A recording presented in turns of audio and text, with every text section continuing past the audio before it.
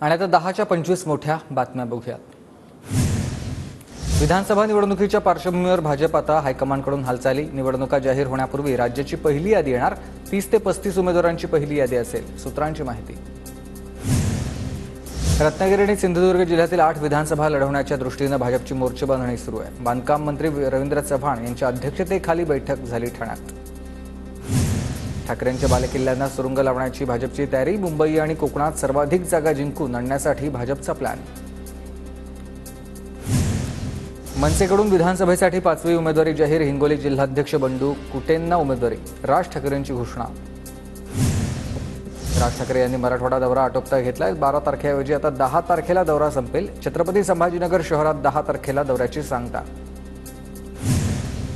चित्रा वाघ प्रत्येक प्रकरणामध्ये तोंडघशी पडल्यात। त्यांना त्यांच्याच पक्षाचे आउटडेटेड ठरवलं गेलं आहे। त्यांनी कसं कट कारस्थान रचलं हे आता समोर आलं। सुषमा अंधारे यांचा वाघ यांच्यावर हल्ला बोल। बच्चू कडू यांनी कंत्राटदाराच्या कानशिलात लगावली। ई रिक्षा वाटपानंतर पहिल्याच दिवशी बंद पडल्यानं बच्चू कडू संतापले। विरोधकांनी सेट केलेल्या नॅरेटिव्ह बदलणार। सरकारच्या प्रयोजनांना प्रसार आणि प्रचार होणार। जनसन्मान यात्रेत भुजबळ यांचं वक्तव्य आहे।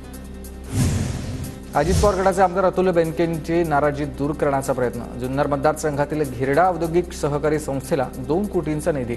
शरद पवारांसोबतच्या भेटीनंतर बेनके पवार गटात जाण्याच्या चर्चा। मुख्यमंत्रीपद मिळालं असतं तर अजितदादांनी पूर्ण पक्ष आणला असता। पूर्ण पक्ष सोबत घेण्याची अजितदादांकडे शक्ती होती। धर्मराव बाबा आत्राम यांचं वक्तव्य आहे। 20 ऑगस्ट रोजी राहुल गांधी महाराष्ट्र दौऱ्यावर। विधानसभा निवडणुकांच्या पार्श्वभूमीवर हा दौरा असेल। राज्यात काँग्रेसच्या तयारीचा आढावा घेतील। शरद पवार 11 ऑगस्टला सोलापूर दौऱ्यावर। आगामी विधानसभेच्या पार्श्वभूमीवर शरद पवारांचा बार्शीत मेळावा। बार्शीतील मेळाव्यात पवार उमेदवारीबाबत संकेत देण्याची शक्यता आहे।